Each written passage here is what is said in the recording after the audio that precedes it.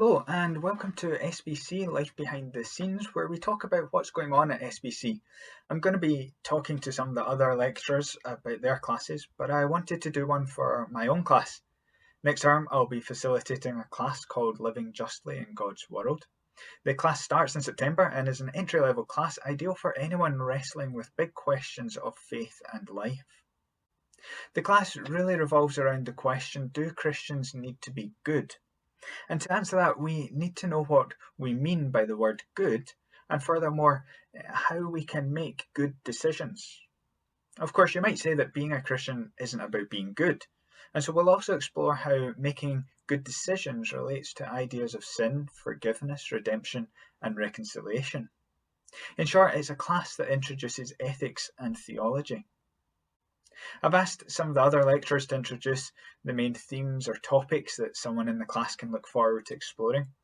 And for living justly in God's world, it's best to think about the questions we'll encounter during the class. We'll explore things like, is being good a matter of developing the right character or doing the right thing? And perhaps conversely, what is sin and what can we do about it? Furthermore, we want to ask the question, why is there evil and suffering in God's good creation in the first place? And finally, we'll think about how we can restore a sense of goodness to God's creation. As I've asked others, I also ask myself, why do I think this is an important class and why do I think it's relevant to our present circumstances? And I'm really passionate about teaching this class. We get to cover things like creation care and climate change and what a Christian response should be to those issues.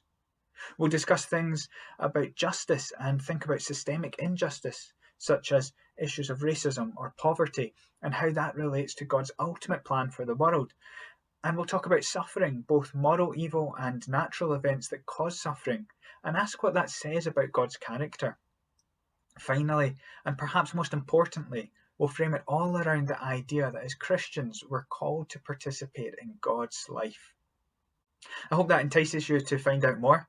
Maybe even come and take the class.